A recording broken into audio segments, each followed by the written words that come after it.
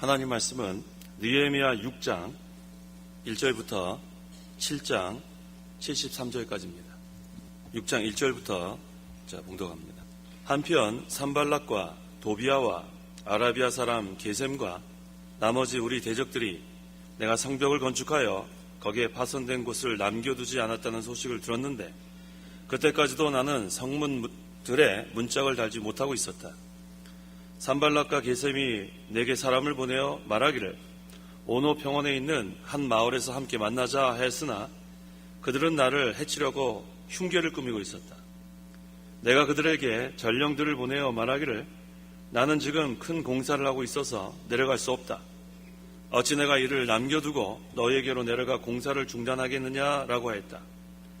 그들은 4번이나 이와 같은 방법으로 내게 사람을 보냈으나 나도 같은 방법으로 그들에게 대답하였다. 산발랏이 5번째도 같은 방법으로 그 부하의 손에 봉하지 않은 편지를 들려 내게 보냈는데 거기에는 이렇게 적혀 있었다. 민족들 중에도 소문이 있고 가스무도 말하기를 내가 유다 사람들과 함께 반역을 꾀하려고 성벽을 쌓고 있다고 하는데 이러한 소문처럼 내가 그들의 왕이 되려고 한다. 또 내가 예루살렘에서 너에 관하여 선포하기를 유다의 왕이 있다라고 말할 선지자들까지 세웠다.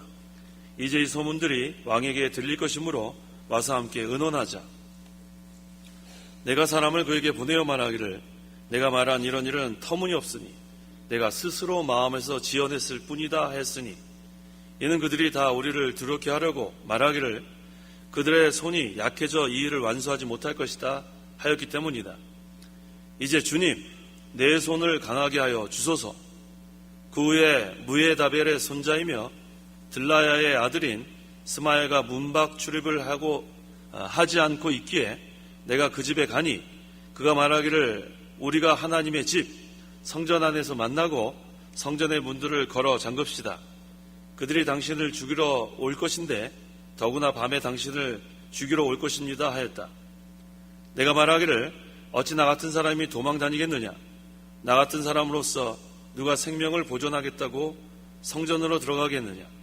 나는 들어가지 않겠다 하고 또 나는 하나님께서 그를 보내신 것이 아님을 내가 깨달았으니 그가 내게 이런 예언을 한 것은 도비아와 산발랏이 그를 매수했기 때문이었다. 그들이 그를 매수한 것은 내가 두려움에 빠져 그들이 행함으로써 죄를 짓게 하고 나를 조롱할 악한 명분을 얻으려는 것이다. 내 하나님이시여 도비아와 산발랏의 이 행위와 또한 나를 두려움에 빠뜨리고자 한 여선지자 노아디아와 그 남은 선지자들도 기억하소서. 14절까지만 봉독했습니다. 자, 그리고 대소지 제6장은 공갈. 첫 번째 대지 대적들이 느헤미야를 해할 목적으로 만나기를 청함. 두 번째 대지 대적들이 느헤미야를 반역자로 몰고 만나서 해하려고 함. 넘기시고 세 번째 대지 대적들이 선지자를 매수하여 느헤미야를 피신케 하려고 함. 네 번째 대지 성 건축이 완성됨에 대적들이 두려워함.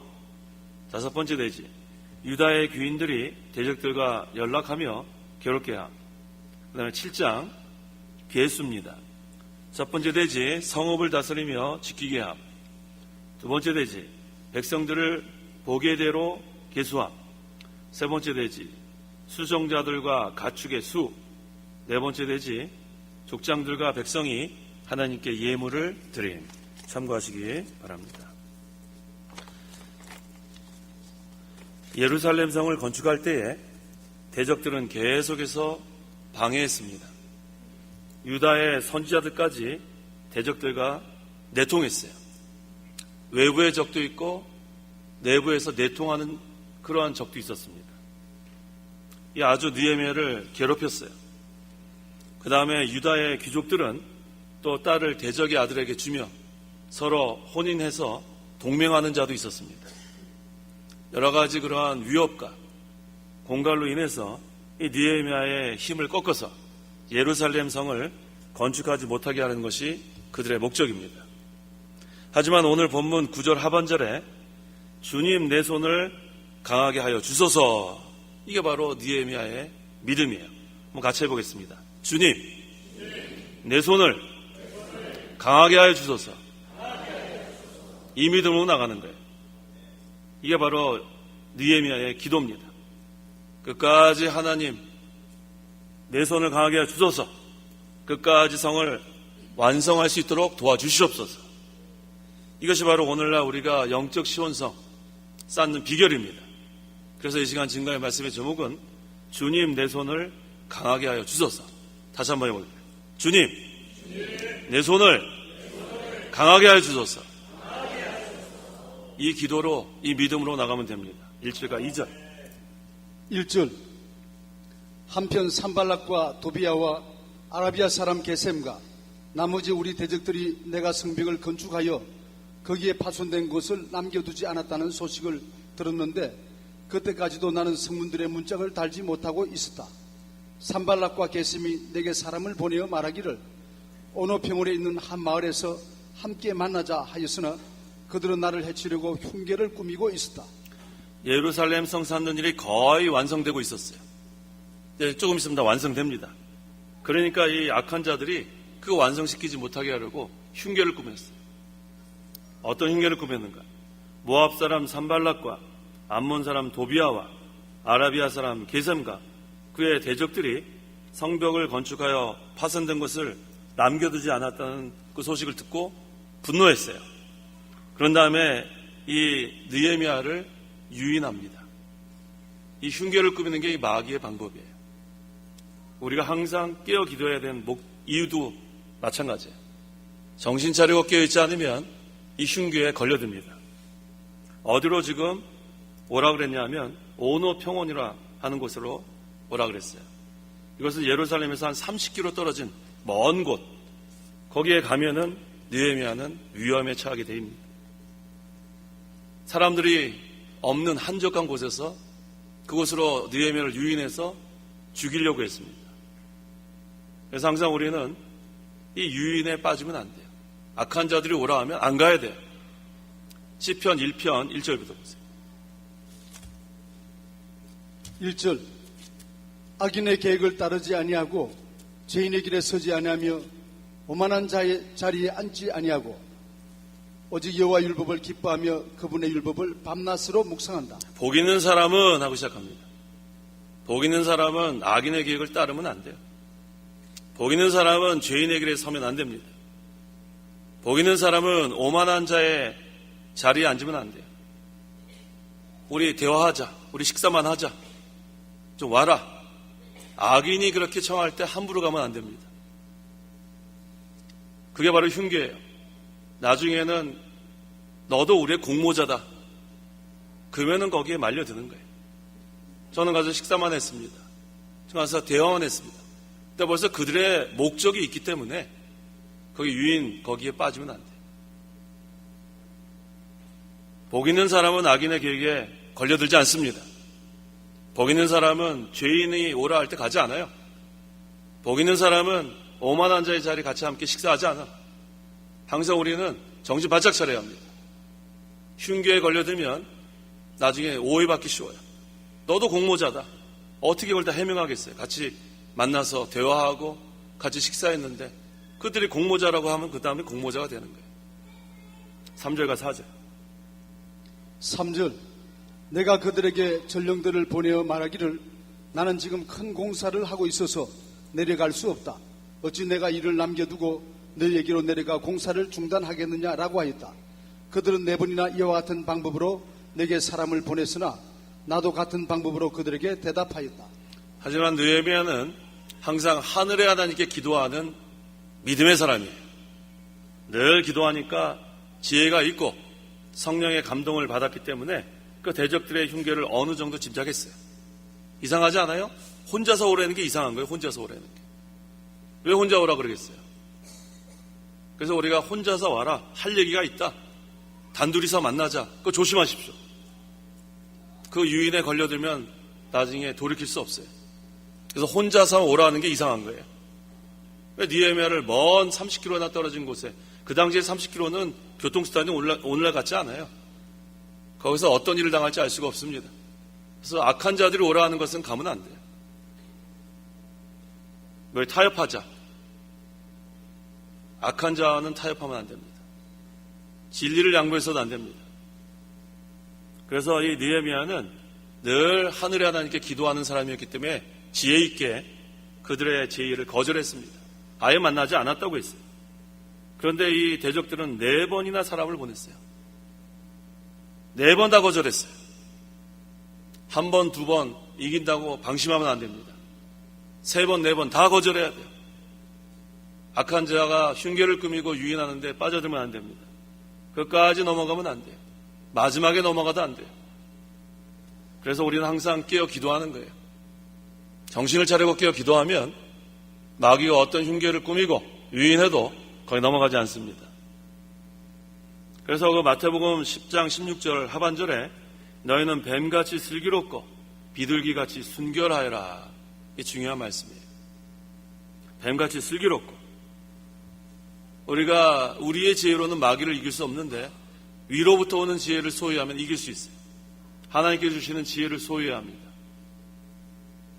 이 아담과 하와가 정확히 말하면 하와죠. 이 마귀한테 넘어갔어요. 왜 넘어갔는가? 이 마귀의 지혜를 받은 뱀에게 넘어간 거예요. 오늘날도 우리가 하늘로부터 오는 지혜, 위로부터 오는 지혜를 소유하지 않으면 이 마귀의 지혜를 감당하기 어려워요. 그래서 항상 우리가 기도해야 합니다. 또 비둘기같이 순결하라 그랬는데 이 비둘기는 하나님께 제물로 바쳐드리는 그러한 새입니다.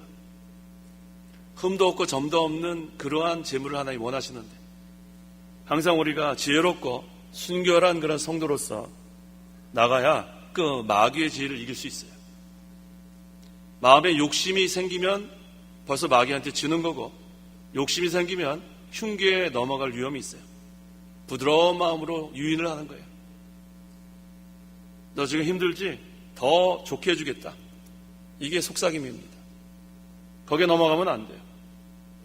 진리를 세워나갈 때 어떠한 환난과 핍박이 있어도 자기 자리 잘 지켜야 합니다. 너 잘해주겠다. 이전보다 훨씬 더 잘해주겠다. 일로 와라. 거기에 넘어가면 안 돼요. 그래서 항상 우리 마음속에는 욕심을 우리가 제거하는 생활, 육체의 부패성, 이거 제거하는 생활을 안 하면 이 마귀의 속삭임에 넘어가기 쉬워요. 항상 우리는 지혜롭고 순결한 그런 마음 계속 유지해야 합니다. 그 다니엘을 보면 그 왕의 진미 먹지 않았어요. 그 왕의 진미는 우상 거기다가 다 섬기고 그 우상의 제물 다 거기다 섞이지 않았어요. 그래서 자기를 더럽히지 않으려고 먹지 않았습니다.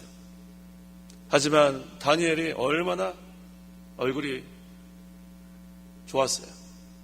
훨씬 좋았어요. 더러운 그런 왕의 진미 먹는 그런 소년들보다 훨씬 더 윤택했습니다. 항상 우리가 이 마음 지켜야 돼요. 자물쇠를 걸어 잠그고 빼앗기지 않도록 이 마귀의 그러한 흉계 그 유인할 때 넘어가면 안 됩니다. 그래서 그 마태복음 10장 16절에 보아라 내가 너희를 보내는 것이 마치 양들을 이리들 가운데로 보내는 것과 같다라고 했어요. 이리떼들 조심해야 합니다. 우리의 선한 목자 되시는 주님이 우리를 인도하시는데 잠깐 한두 팔번 안 돼요. 목자 인도를 잘 받아야 돼요. 푸른 초장, 쉴만한 물가로 인도할 때 그대로 순종하고 따라가면 그건 안전한 거예요. 근데 잠깐 한눈 팔아서 그 이탈하게 되면 그 흉계, 유인에 빠져가게 되면 그 다음 먹히는 거예요.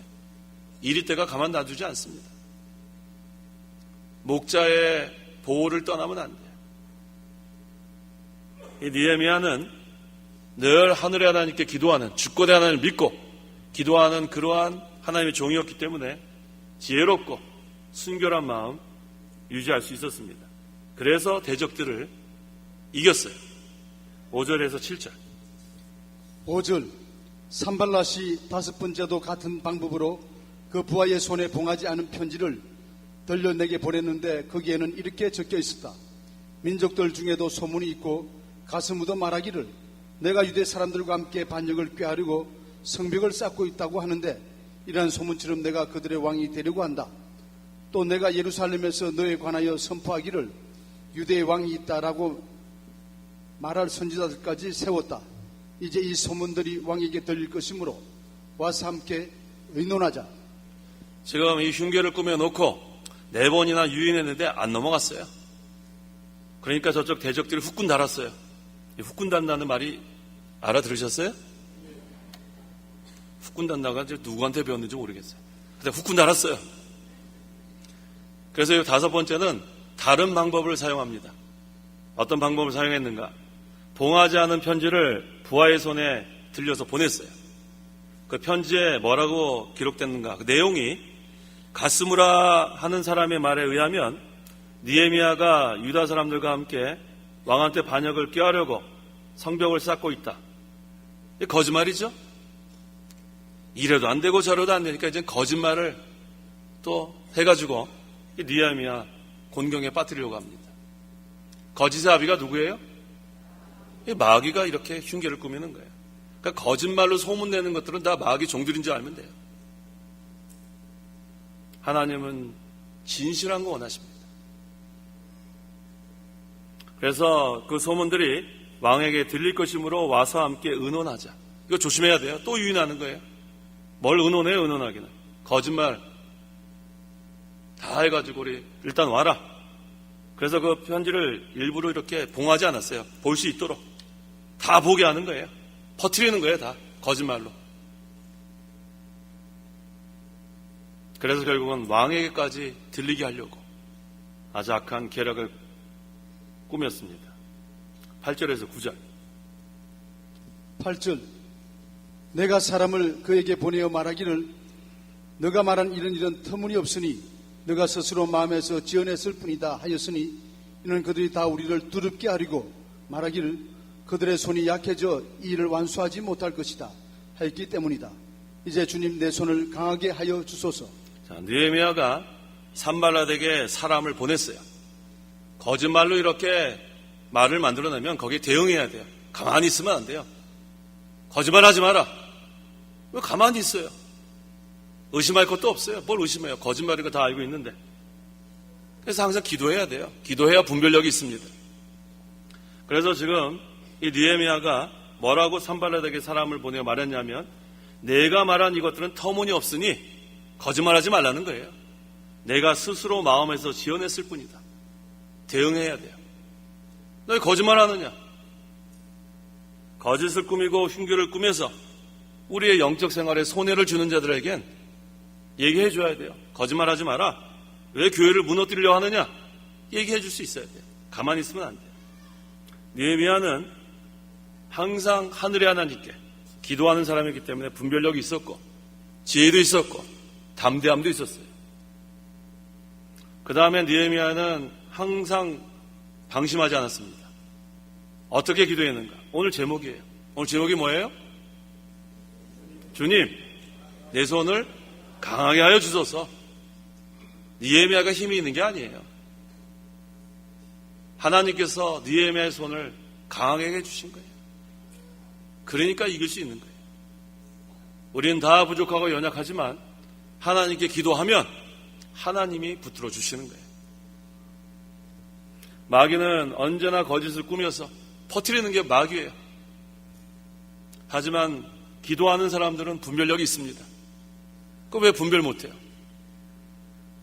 그래서 항상 우리가 기도해야 돼요. 마가복음 9장 28절에서 29절. 28절. 예수께서 그들에게 말씀하셨다. 이런 종류의 것은 기도 외에는 어떤 것으로도 나가게 할 수 없다. 28절부터. 28절. 예수께서 집에 들어가시니 제자들이 조용히 그분께 묻기를 어찌하여 저희는 그 영을 쫓아내지 못하였습니까? 하므로 예수께서 그들에게 말씀하셨다. 이런 종류의 것은 기도 외에는 어떤 것으로도 나가게 할 수 없다. 이런 종류의 것은 기도 외에는 어떤 것으로도 나가게 할 수 없다 했습니다. 악령 들렸다가 고침받은 아이와 그 아버지가 돌아갔어요. 그때 모여서 떠들썩한 사람도 다 돌아간 다음에 예수님께서 조용히 12제자를 데리고 집에 들어갔습니다. 그 다음에 제자들이 물어봤어요. 왜 우리들은 악령을 쫓아내지 못했습니까? 뭐 하지 않았어요? 기도하지 않아서 그래요. 기도하지 않았어요. 기도하지 않으면 다 걸려들게 돼 있어요. 기도하지 않으면 마귀 종노를 할 수밖에 없어요. 그래서 예수님께서 가르쳐 주셨어요. 너희가 기도하지 않아서 쫓아내지 못했다. 기도하면 능력이 있습니다. 기도 외에는 다른 방법이 없어요. 또 두 번째는 믿음이 없어서 못하는 거예요. 믿음이 없어서. 할 수 있다. 내게 능력 주신 자 안에서 내가 할 수 있다. 근데 이 믿음으로 나가려면 항상 자족하는 마음을 가져야 돼요. 불평하고 원망하면 그런 능력이 나올 수 없어요. 하나님은 불평하고 원망하는 자들 돌봐주지 않습니다. 늘 감사하고 늘 자족하고 이 아무것도 아닌 이 죄인을 구원해 주신 거, 이 구속의 은혜 감사하고 나 같은 죄인 살려주신 거 감사하고 불러주신 게 얼마나 감사해요. 내가 온 게 아니에요. 하나님이 불러주신 겁니다. 교회는 부르심을 받은 자들의 모임입니다. 얼마나 감사해요. 이토록 많은 사람이 있는데 그 가운데 나를 불러주신 게 이게 하나님의 은혜 아닙니까? 그것으로 우리는 감사하고 자족하고 이제는 이 은혜 갚을 길이 없어서 이 몸 바칩니다. 그래서 우리가 다 주의 종이 된 거 아니에요? 10절 그 후에 무에다벨의 손자이며 돌라의 아들인 스마야가 문 밖을 출입하지 않고 있기에 내가 그 집에 가니 그가 말하기를 우리가 하나님의 집 성전 안에서 만나고 성전의 문들을 걸어 잠급시다. 저들이 당신을 죽이러 올 것인데 더구나 밤에 당신을 죽이러 올 것입니다 하였다. 여기 거짓 선지자 한 명이 등장합니다. 그 이름이 스마야예요. 그 예수님의 제자들 가운데도 불tek자가 있었죠? 누군가요? 가룟 유다. 그럼 오늘날 목사 가운데도 불tek자가 있겠죠? 어느 시대나 다 있는 거예요. 이 느헤미야 시대에는 이 거짓 선지자 스마야가 문밖 출입을 하지 않고 위험한 때인 것을 알게 하여 느헤미야를 피신케 하려고 했습니다. 근데 이것을 누가 시켰는가? 산발락과 도비아가 시켰어요. 뇌물을 주고 이 거짓 선지자 스마야에게 가서 이렇게 전해라. 또 흉계를 꾸몄어요. 이 느헤미야 하나 죽이려고 지금 난리가 났어요. 4번이나 유인하고 한 번은 봉하지 않은 편지를 거짓말로 퍼뜨리고 그래도 안 되니까 이제는 거짓 선지자 통해 가지고 접근을 합니다. 만약에 이 거짓 선지자 스마야의 말을 들으면 어떻게 되는가? 그러면은 이 어떤 내용이냐면 느헤미야 보러 성전에 숨으라는 거예요. 그럼 뭐라 그러겠어요? 야, 저거 하나님의 종이 숨었다. 그 다음에 숨었으니까 성전 건축하는 건 중단됩니다. 그 다음에 지도자의 권위가 뚝 떨어져요. 저 비겁한 사람이다. 그거 노리고 이러한 흉기를 또 꾸민 거예요. 그랬을 때 기도의 사람 느헤미야가 뭐라고 대답했는가? 11절 내가 말하기를 어찌 나 같은 사람이 도망 다니겠느냐? 나 같은 사람으로서 누가 생명을 보존하겠다고 성전으로 들어가겠느냐? 나는 들어가지 않겠다 하고 나는 들어가지 않겠다. 숨지 않겠다는 거예요. 한번 따라해 보세요. 나는 들어가지 않겠다. 벌써 이게 분별력이 딱 있는 거예요. 성전에 숨으면은 그 다음에는 지는 겁니다. 그래서 이 느헤미야는 담대한 마음으로 최일선에서 모든 걸 진두지휘한 거예요. 생명을 내놓고 나가면 하나님이 살려주십니다. 숨으면 안 돼요. 하나님의 이 진리를 세워나갈 때는 담대하게 나가야 돼요. 대적들이 여러 가지 방법으로 죽이려 해도 죽지 않잖아요. 얼마나 지금 흉계를 꾸며서 죽이려고 했는데 안 죽어요. 왜? 느헤미야는 하늘의 하나님께 늘 기도했습니다. 하늘의 하나님은 주권의 하나님이에요. 생사와 복을 주관하신 하나님 계신데 누가 죽여요? 죽이게. 그래서 마침내 이 예루살렘 성이 완공된 거예요. 도망가면 안 돼요. 결사각오해야 돼요. 무너진 성벽을 재건하려면 결사각오해야 합니다. 두려운 게 뭐가 있어요? 두려운 게. 위협을 해도 뭐가 두려워요? 두렵게.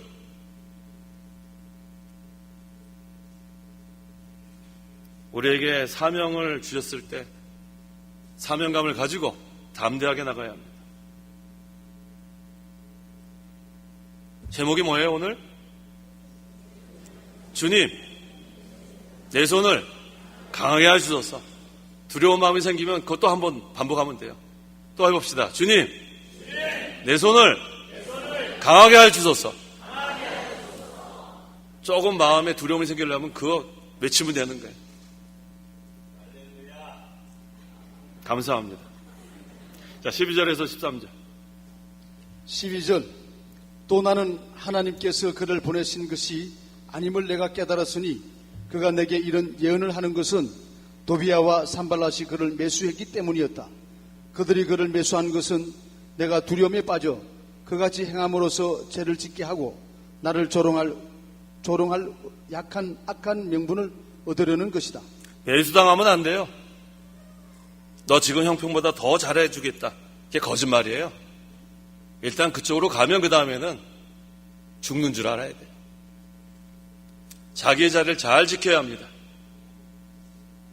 우리 예루살렘 성 이렇게 완공될 때까지는 자기 자리를 잘 지킨 사람들이 있었기 때문에 완공된 거예요. 그거 하나 비면은 그것이 결함이 생기면 그쪽으로 침입자가 들락날락할 수 있다는 거 아니에요. 자기 자리 잘 지켜야 돼요. 매수당하면 안 돼요. 이 산발락과 도비아가 지금 이 거짓 선지자에게 뇌물을 주고 느헤미야를 성 안으로 도망가게 그렇게 지금 흉계를 꾸몄는데 거기 또 안 넘어갔어요. 자, 지금 대적들의 마음이 어떻게 됐을까요? 아까 가르쳐 줬잖아요. 어떻게 됐을까요? 후끈 날았어요. 지금 후끈 날았다. 이래도 안 되고 저래도 안 되고 후끈 날았어요. 지금 인간의 방법으로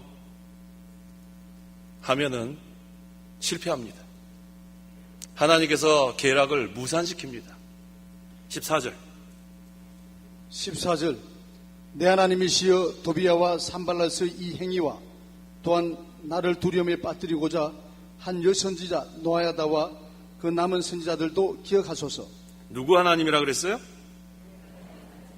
누구 하나님이요? 내 하나님이시여. 느헤미야가 늘 이렇게 힘있게 기도한 거예요.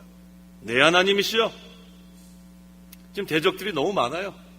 산발랏과 도비아와 또 아라비아 사람들 뭐 얼마나 지금 대적이 우글우글합니다. 거기에 또 보니까 여선지자 노아 대학까지 합세했어요. 이제는 여자를 또 이렇게 통해가지고 유인하려고 그러는 것 같아요. 느헤미야가 정신을 바짝 차렸습니다. 내 하나님이시여. 거기에도 넘어가지 않았어요. 15절. 15절. 성벽이 52일 만인 엘룰월 25일에 완공되니. 자, 이제 성벽이 완공됐습니다. 어떻게 완공될 수 있었는가? 첫째는 하나님의 역사예요. 하나님이 역사하시니까 성벽이 완공된 거예요. 두 번째는 지도자 느헤미야가 기도하면서 잘 인도했어요. 세 번째는 백성들이 다 협력했어요. 그러니까 이렇게 성벽이 완공됐습니다. 16절. 16절. 우리의 모든 대적과 이방 민족들이 이 소식을 듣고 모두 두려워하여 스스로 낙심하였고 이 공사가 우리 하나님의 도우심으로 이루어진 것을 알게 되었다. 아무리 방해하려고 하고 흉계를 꾸미고 느헤미야를 죽이려고 하고 유인하고 넘어뜨리려고 했는데 안 돼요. 느헤미야가 늘 하늘의 하나님, 주권의 하나님께 기도하고 바로 하려고 하니까 뭐 이 방법 저 방법 별 거짓말 다 소문 퍼뜨리고 안 돼요. 안 돼. 하나님께서 그 계략을 무산시킨 거예요. 그러니까 마지막에는 어떻게 되는가? 그들이 이제 두려운 거예요. 하나님 얼마나 무서운 하나님인 줄 알아야 합니다. 스스로 낙심하였고 낙심하는 때가 오는 거예요. 인간의 방법으로 아무리 죽이려고 했는데 안 되는 거예요. 그 다음에 마침내 성벽은 완공이 되고 여기 중요한 내용이 있습니다. 16절 하반절 뭐라 그랬어요? 자, 이 공사가 시작. 이 공사가 우리 하나님의 도우심으로 이루어진 것을 알게 되었다. 이 대적들도 나중에는 다 알게 되는 거예요. 야, 이게 하나님이 하시는 거구나. 거기서 회개하고 돌아온 사람들이 있을 거예요. 야, 이 하나님이 역사하시면 이렇게 되는 거구나. 종시 회개하지 않으면 그냥 심판받고 멸망하는 거예요. 끝까지 회개하지 않으면 멸망의 길이고, 이 하나님의 도우심으로 이루어진 것을 깨닫고 하나님께 돌아오면 하나님 또 용서해 주시는 거예요. 회개하면 용서해 주시고, 끝까지 회개하지 않으면 멸망의 길로 가는 거예요. 17절에서 19절. 17절. 또한 그때에 유다 귀족들이 여러 번 도비아에게 편지하였고 도비아도 그들에게 답하였으니 이는 도비아가 아라의 아들 스가냐의 사이였고 도비아의 아들 요하난도 베레가의 아들 무술람의 딸과 결혼하였으므로 유다에서 도비아와 동맹을 맺은 사람들이 많았기 때문이다. 그들은 내 앞에서 도비아를 칭찬하였고 또 나의 말도 그에게 일러주었으므로 도비아가 편지를 보내어 나를 위협하였다. 17절에 그때는 했는데 이것은 예루살렘 성을 건축하는 동안을 가리킵니다.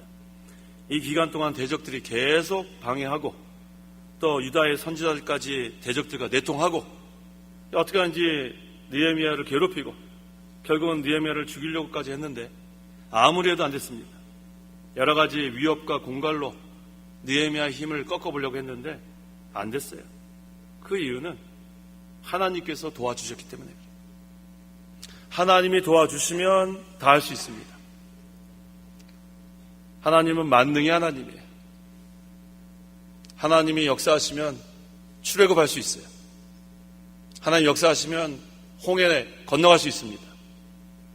하나님 역사하시면 40년 광야 생활 다 통과할 수 있어요. 하나님 역사하시면 가나안 7족속 다 물리칠 수 있어요. 하나님 역사하시면 가나안 땅에 들어가는 거예요. 하나님이 도와주시면 다 할 수 있습니다. 그래서 우리가 항상 기도해야 돼요.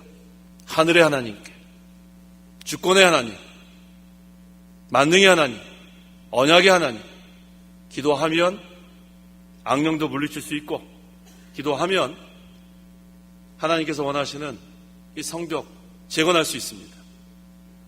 그 다음에 우리 7장으로 넘어가야겠습니다. 자, 이 7장의 내용은 성벽을 완공한 후에 이제는 성을 지켜야 된다는 거예요.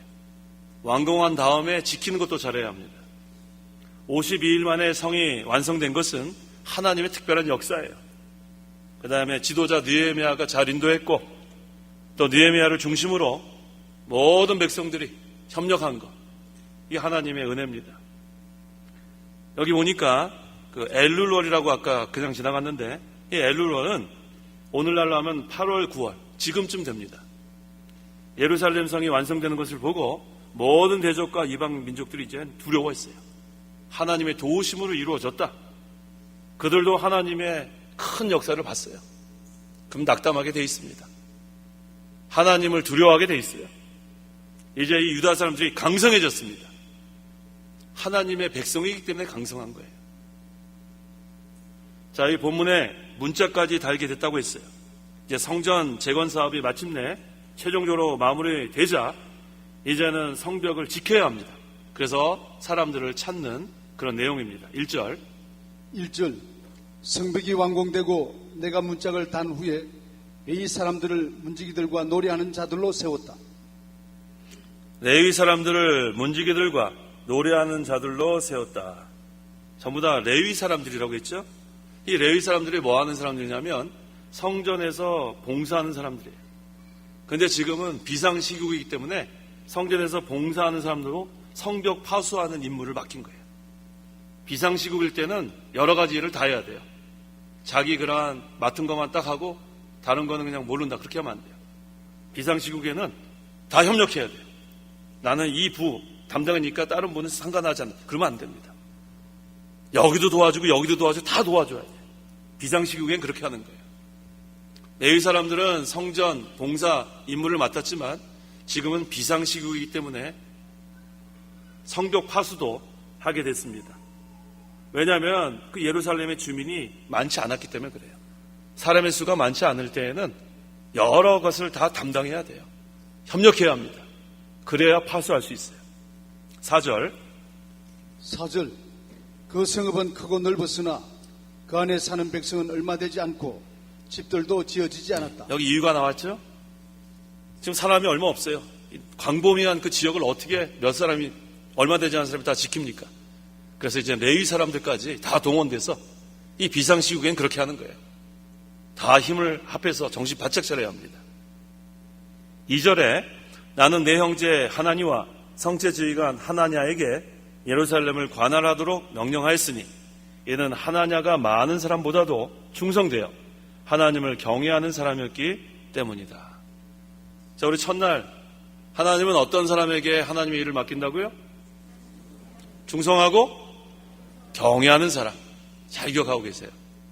하나님께서 맡기시는 사람은 어떤 사람이냐면 충성하는 사람, 또 하나님을 경외하는 사람. 그래서 이 하나니와 하나냐에게 이 중요한 일을 지금 맡긴 거예요. 지키는 게 얼마나 중요한지 몰라요. 건설하는 것도 중요하지만 다 완공된 것을 지키는 게 또 중요한 거예요. 그래서 하나님께서는 건설에 나갈 때도 사람들을 다 사용하시고 지킬 때도 하나님의 사람들을 사용하는 겁니다. 이 하나니는 느헤미야의 동생이라 그랬죠? 예. 이 하나니와 하나냐, 이 두 사람에게 예루살렘을 관할하도록 명령했습니다. 그래서 오늘날 우리도 잘 지켜야 합니다. 자, 누가 잘 못 지킨 사람이 여기 나옵니다. 창세기 2장 15절에 여호와 하나님께서 사람을 데려다가 에덴 동산에 두시고 그것을 경작하며 지키게 하셨다. 누구에게 명령했냐면 아담에게 명령했는데 아담이 잘 못 지켰단 말이에요. 잘 지켜야 돼, 잘 지켜야 돼. 이 아담이 지키지 못하니까 범죄하게 된 거예요. 우리의 마음을 잘 지키세요. 잘 지키세요. 걸어 잠궈야 된다고 그랬잖아요. 걸어 잠궈야 돼요. 마음 지키지 않으면 금방 빼앗겨요. 또 욕심이 생기려고 하면 빨리 그 욕심을 물리쳐야 돼요. 욕심이 있으면 안 돼요. 지금보다 조금 더 나았게 해주겠다. 넘어갑니다. 넘어가요. 우리는 자족하는 법을 배워야 돼. 자족하는 법. 우리 현재 환경은 하나님께서 허락하시니까 이런 환경을 주신 줄 알아야 돼요.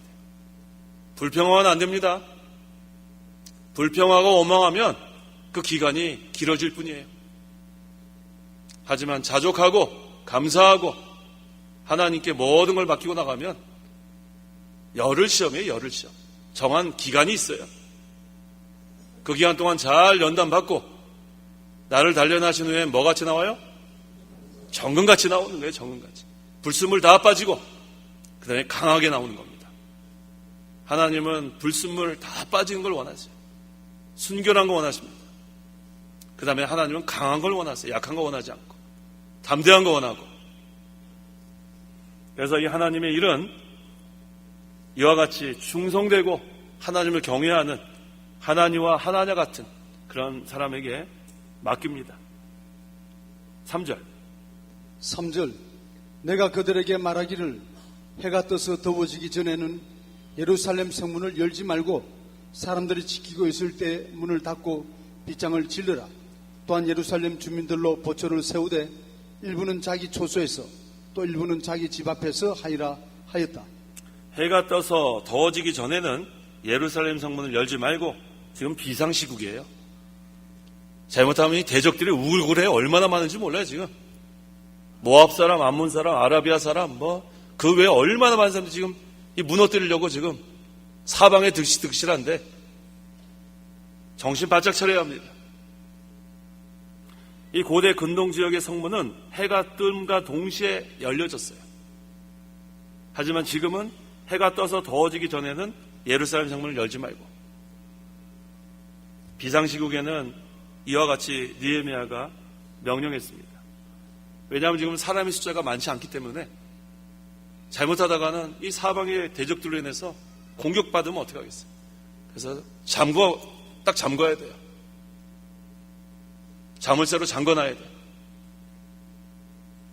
사람들이 지키고 있을 때에 문을 닫고 빗장을 질러라 하지 않았어요? 해가 중천에 뜰 때까지는 절대로 경비태세를 늦추지 말라는 거예요. 정신 바짝 차려야 돼요. 예루살렘 주민들로 보초를 세우되라고 했어요. 지켜야 합니다. 근데 사람의 숫자가 많지 않으니까 성전 봉사자인 레위 사람들까지 동원돼서 지금 지켰다고 했어요. 이 원수의 침입을 막기 위해 밤에는 성문을 닫고 낮에는 열어놓았습니다.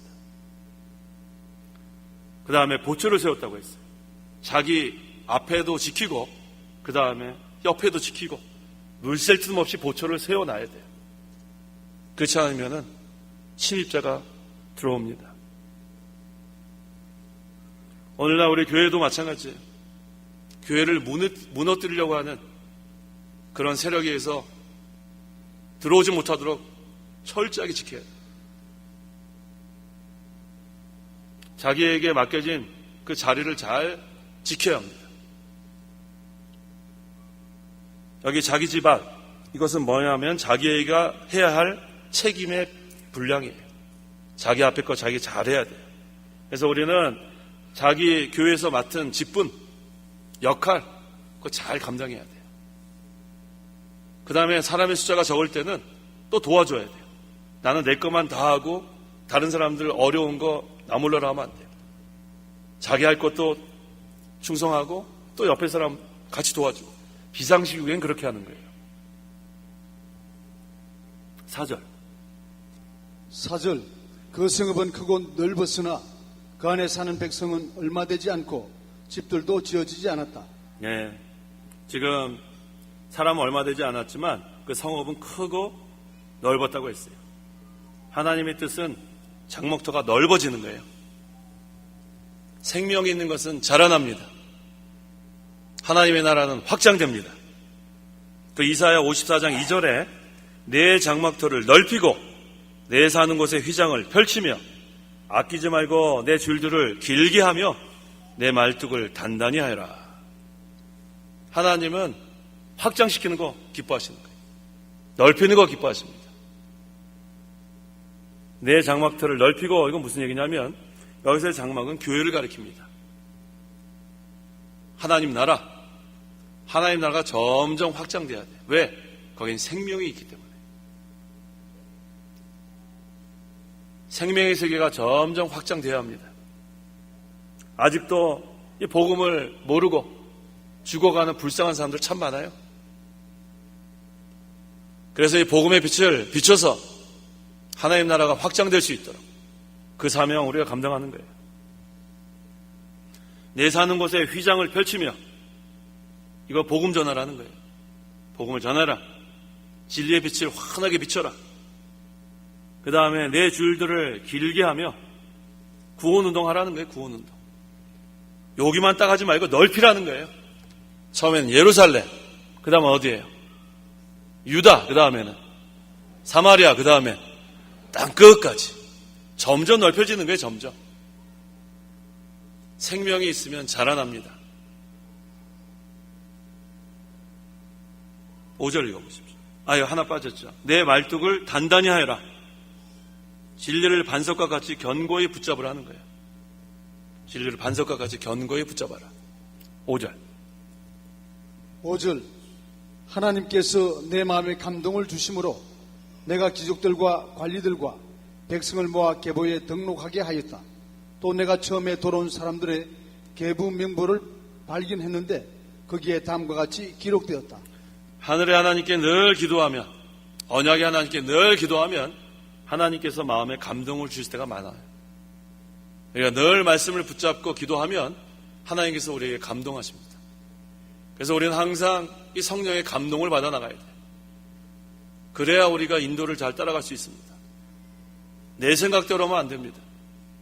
그래서 느헤미야는 늘 기도하며 하나님의 뜻을 찾으니까 하나님께서 내 마음에 감동을 주심으로, 감동을 받아서 이제는 인구조사를 할 필요성을 이렇게 하게 됐습니다. 필요성을 갖게 되었습니다. 그래서 성령의 감동으로 이제 하나님께서 이 계보를 기록하게 했는데, 그 이유는 바벨론과 같은 이 세상에서 구원받은 성도의 이름이 하늘에 기록되어 있다는 것을 알게 하기 위해서, 그러한 의미가 있는 거예요. 오늘날 우리 적용을 한다면 그 당시에도 그 하나님의 성에 완공하는 때까지 참여한 사람들의 계보가 있는 것처럼 오늘날도 하나님 나라 이 구원운동에 참여한 자들은 하늘나라 이름이 다 기록되어 있어요. 누가복음 10장 20절 하반절에 너희 이름이 하늘에 기록된 것으로 기뻐하여라 했어요. 기쁘세요? 어디에 기록됐어요? 하늘의 생명책에 기록되어 있습니다. 하나님께서 우리 이름을 알까요? 모를까요? 어떻게 아세요? 하나님께서 우리 이름을 어떻게 아실까요? 뭘 어떻게 아세요? 전지전능하신 하나님인데. 전지전능하신 하나님. 저 얼마나 감사해요. 우리가 기도하는 걸 하나님이 들으실까요? 어떻게 아세요? 전지전능하신 하나님인데 왜 안 들어주시겠어요? 그래서 우리가 눈물 흘리는 거 알까요? 모를까요? 눈물 언제 흘리셨어요? 왜 대답이 없으세요? 눈물 언제 흘리셨어요? 우리가 눈물 흘리면 우리의 눈물을 닦아주신 하나님. 위로의 하나님의 위로의 하나님. 우리가 하늘나라 가면 그것은 눈물 없는 곳이지만 이 세상엔 눈물 많이 흘려도 돼요. 우리의 눈물을 닦아주시는 위로의 하나님. 하나님은 우리의 모든 것을 다 알아요. 시편 139편 1절 이하에 나오지 않아요? 우리 앉아있는 것도 알고 우리의 생각도 알고 우리 말하는 것도 알고 우리가 도망갈 데가 없다고 했죠? 하늘 올라가도 하나님 계시고 땅속 깊은 곳에도 하나님이 계시고 우리를 두렵고 떨림으로 창조하신 하나님. 우리의 오장육부도 다 아세요. 우리 가끔가다 어디 아픈 데 있죠? 하나님 아실까요? 모르실까요? 다 아세요. 우리가 어디가 아픈지도 다 아세요. 하나님은 우리를 창조하신 분인데. 그래서 우리가 너무나 괴롭고 힘들고 쓰러져 있을 땐 하나님께 기도하면 되는 거예요. 우리의 형편을 하나님이 알아주십니다. 다른 사람 몰라요. 알아주는 것 같지만 어떻게 다 알겠어요. 사람의 마음을 우리가 더 어떻게 헤아릴 수 있어요. 하지만 하나님은 아세요. 어떻게 아실까요? 전지전능하신 하나님이니까 다 아신다는 거예요. 전지전능하신 하나님. 그래서 이 사람 저 사람한테 가서 하소연하지 마세요. 하소연하면 다 그거 알아주는 것 같죠? 딴 데 가서 또 다른 소리 합니다. 함부로 비밀을 다 이렇게 노출하지 마세요. 딴 데 가서 또 딴 소리예요. 사람은 다 믿을 수 없지만 누군 믿을 수 있어요? 누구한테 하소연하면 돼요? 다 하소연하는 돼요. 하소연. 하나님이 다 알아주세요. 네가 지금 이런 형편에 있구나. 하나님이 문제를 해결해 주시는 거예요. 우리의 이름은 주님의 책에 기록됐다고 그랬어요. 시편 139편 16절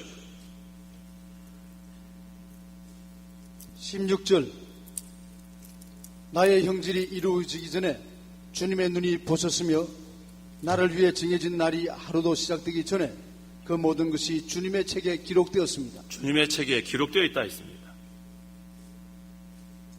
자, 이제 우리는 걱정할 게 없어요. 하나님이 다 알아주시니까. 이제 우리는 성령의 감동을 받아서 하나님 일에 충성만 하면 됩니다. 자, 지금 이 느헤미야가 성령의 감동으로 이제 계보를 기록하게 됐습니다. 여기 보니까 귀족들과 관리들과 백성을 모아라고 했어요. 세 계층이 나옵니다. 귀족들, 관리들, 그 다음에 백성들. 처음에 돌아온 사람들의 계보 명부를 발견했는데 라고 한 거 보니까 하나님께서 느헤미야를 통해서 바벨론 포로에서 제1차로 귀환한 자들의 계보를 기록하게 했습니다. 스룹바벨과 함께 최초로 귀환했던 사람들의 명부. 이것이 필요했습니다. 그래서 모든 것을 질서대로 하기 위해서는 그러한 명부가 필요한 거예요. 그래서 항상 그런 것들을 잘 정리해 놔야 돼요. 하나님의 백성들의 명부를 잘 정리해서 적재적소에 다 이렇게 배치해가지고 하나님의 일을 할 수 있도록. 그래야 하나님의 교회가 질서가 잡힙니다.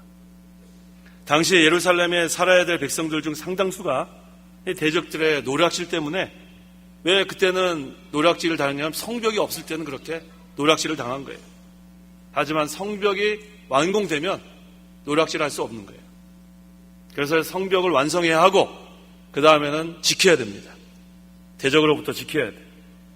이제 느헤미야는 포로 전에 조상이 예루살렘에 살았었고 그 다음에 수룹바벨과 함께 귀환한 직후에도 이 예루살렘에 정착한 사람들의 후손, 또 다른 지역에 살고 있던 사람들을 이제는 성벽이 재건된 그 안으로 다 이사할 수 있도록 이렇게 배려를 한 겁니다. 6절과 7절.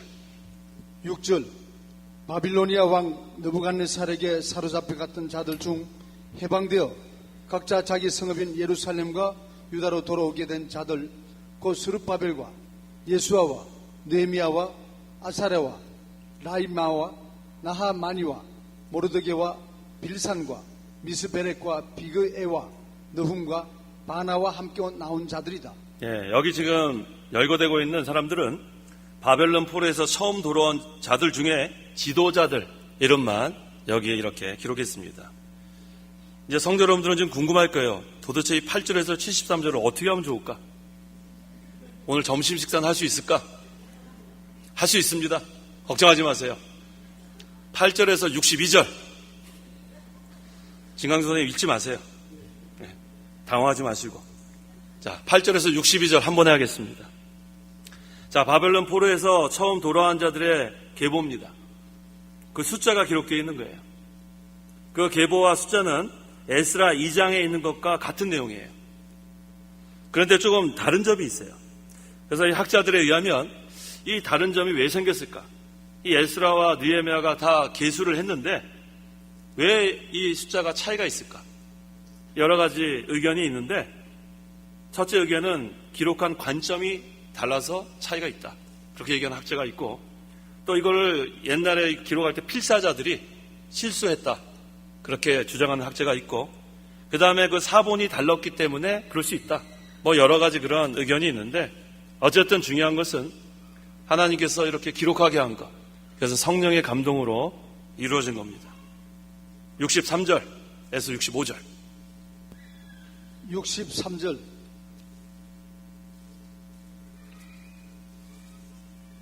제사장들 중에서는 호비아 자손과 하코스 자손과 바르실레 자손이 있었으니 바르실레는 길르앗 사람 바르실레의 딸 중에서 아내를 맞이하여 그 집안 이름에 따라 이름을 붙인 것이다. 이들은 자기 기록을 계보해서 확인하려 했으나 찾을 수가 없었으므로 그들을 부정하게 여겨 제사장직에서 제외하고 총독이 그들에게 명하여 우림과 둠밈을 가진 제사장이 나타날 때까지 지극히 거룩한 음식을 먹지 말라고 하였다. 제사장 중에 계보가 없는 사람은 부정하게 여겼습니다. 그래서 이 제사장의 직분을 행하지 못하게 했어요. 우림과 둠밈을 가진 제사장이 나타날 때까지는 지극히 거룩한 음식을 먹지 못하게 했습니다. 이것은 계보가 확실하지 않기 때문에 그래요. 확실하지 않은 사람은 하나님의 제사장이 될 수 없다는 것을 여기서 증거합니다. 오늘날도 이 교역자를 세울 때 잘 세워야 돼요. 이 사람이 어떤 사람이었는가 분명히 알고 세워야 돼요. 아무나 교역자 세우게 되면 하나님 나라에 큰 손해를 줄 수 있습니다. 우리가 과거에 잘못한 것을 다 회개하면 하나님 용서해 주지만 회개하지 않고 다른 목적으로 교역자가 되게 되면 또 교역자가 된 다음에 다른 목적으로 변질이 되면 그러면 손해를 주는 자가 되고 맙니다. 그 당시에도 이 제사장 이렇게 세울 때 분명히 계보가 확실한 사람만 세운 거예요.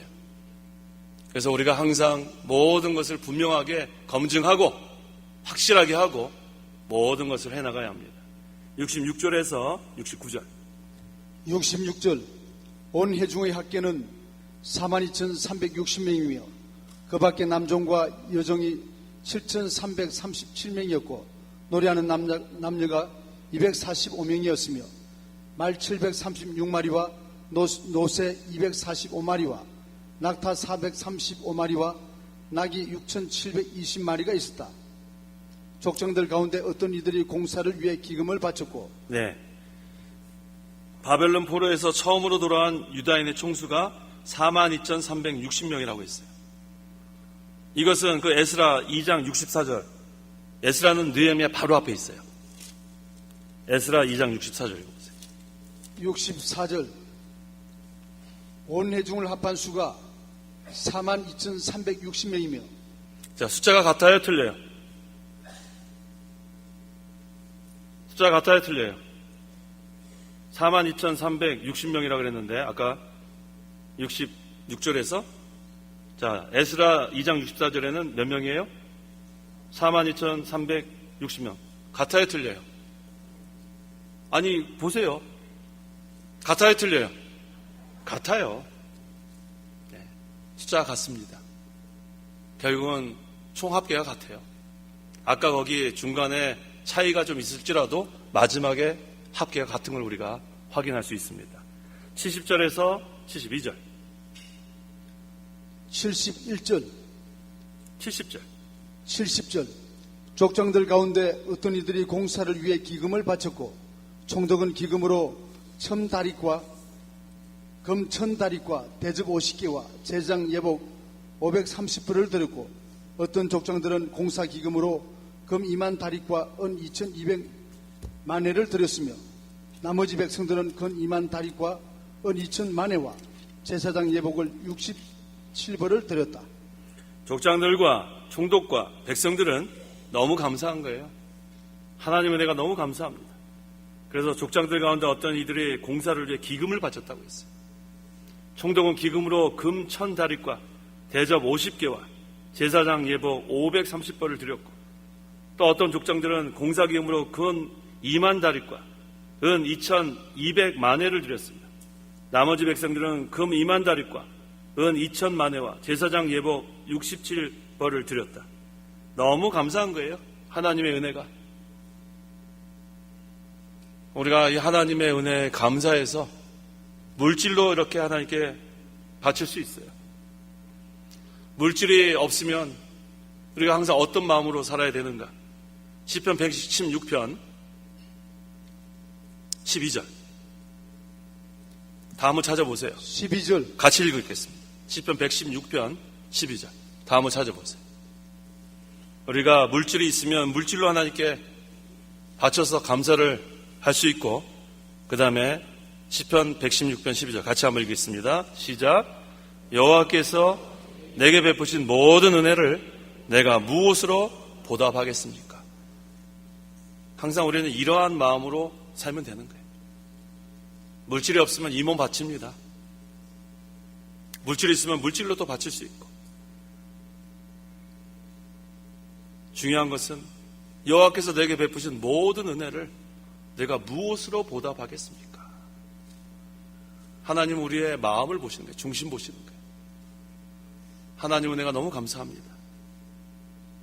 우리가 하나님의 은혜에 감사하는 생활, 이게 중요한 거예요. 73절. 73절. 제사장들과 레위 사람들과 문지기들과 노래하는 자들과 백성 중 일부와 너디님 사람들과 온 이스라엘 사람들이 자기 마을에 살게 되었다.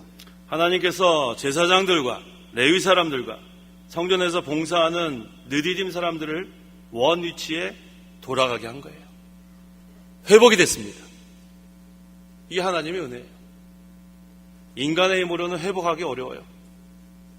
하지만 하나님이 역사하시면 회복됩니다. 온 이스라엘 사람들을 고향에 돌아가 자기 마을에 살게 해준 거예요. 얼마나 좋겠어요. 하나님은 이러한 하나님이세요. 범죄로 인해서 쫓겨났을 때 그 바벨론 70년 포로 생활 얼마나 힘들었겠어요. 얼마나 조롱과 멸시를 받았겠어요. 오랜 기간이었습니다. 거기서 자손들은 또 얼마나 조롱과 멸시를 받았겠어요. 범죄하면 그러한 벌을 받았지만 회개하면 용서해 주시고 회복시켜 줍니다. 근데 이거 범죄했을 때 우리가 어떻게 기도해야 되는가? 제가 죄인입니다. 그렇게 기도하면 돼요. 죄인이 왔습니다. 그러면 하나님이 용서해 주시는 거예요. 누가 죄인이에요? 내가 죄인입니다. 천부의 의지 없어서 손 들고 옵니다. 주 나를 박대하시면 나 어디 가겠습니까? 우리가 하나님 앞에 나와 제가 죄인입니다. 불쌍히 여겨주십시오. 기도하면 하나님 용서해 주시는 거예요. 그 다음에 회복시켜 주신 하나님. 모든 것이 다 회복되는 거예요. 이전보다 더 풍성해 주신 하나님. 근데 중요한 것은 회개해야 돼요. 그래서 우리가 무엇이 잘못됐는가 찾아보는 것, 그거 중요한 거예요. 우리가 잘못한 게 없을까요? 잘못한 게 많아요. 각자 자기가 잘못한 것을 우리가 찾아 회개하면 하나님이 용서해 주시는 거예요. 반드시 회복시켜 주시는 하나님. 하나님의 때에 하나님의 방법으로 이루어 가십니다. 조급해하면 안 됩니다. 잠잠히 하나님께서 하시는, 역사하시는 것을 우리는 기도하면서 바라보면 되는 거예요. 조급해서 인간의 방법을 쓰면 인본주의가 되는 거예요. 하나님의 때에 하나님께서 이루어질 걸 믿고 기도하면서 순종하면 신본주의. 그래서 우리는 항상 하나님께서 역사하신 걸 믿고 나가면 돼요. 하나님은 만능의 하나님이에요. 만능의 하나님. 전지전능하신 하나님. 두려울 게 없습니다. 항상 하나님을 바라보고 하나님 의지하고 나가면 하나님께서, 오늘 제목이 뭐예요? 주님, 따라해보세요. 주님, 내 손을 강하게 하여 주소서. 기도하십시오. 기도하겠습니다. 하나님 아버지, 감사합니다. 영원히 죽어 멸망당할 죄인들을 구원해 주셔서 감사합니다. 하나님의 구원운동에 참여하게 해주셔서 감사합니다. 우리는 힘이 없고 연약한 자들이지만 하나님의 능력으로 모든 것을 하실 줄 믿습니다. 만능의 하나님께서 역사하시면 능치 못할 것이 없는 줄 믿습니다. 항상 우리가 만능의 하나님을 바라보고 하나님을 의지하고 우리에게 맡겨진 사명을 잘 감당할 수 있도록 도와주시옵소서. 항상 하늘의 하나님, 주권의 하나님께 기도함으로 대적들이 우리 흉계를 꾸미고 유인할지라도 분별할 수 있게 도와주시고, 항상 하나님께서 도와주셔서 하나님께서 기뻐하시는 이 성을 완성할 수 있도록 끝까지 붙들고 인도하여 주시옵소서. 항상 우리는 인간의 생각으로 하는 것이 아니라 하나님의 때에 하나님의 방법대로 이루어질 걸 믿고 하나님만 의지하고 순종해 나갈 수 있도록 저희들을 인도하여 주시옵소서. 예수님의 이름으로 기도하옵나이다. 아멘. 주기도문 하심으로 사경의 오전 예배를 마치겠습니다. 주기도문 하시겠습니다. 하늘에 계신 우리 아버지여, 이름이 거룩히 여김을 받으시오며 나라의 마옵시며 뜻이 하늘에서 이룬 것 같이 땅에서도 이루어지이다. 오늘날 우리에게 일용할 양식을 주옵시고 우리가 우리에게 죄 지은 자를 사해 준 것 같이 우리 죄를 사해 주옵시고 우리를 시험에 들게 하지 마옵시고 다만 악에서 구하옵소서. 대개 나라와 권세와 영광이 아버지께 영원히 있사옵나이다. 아멘.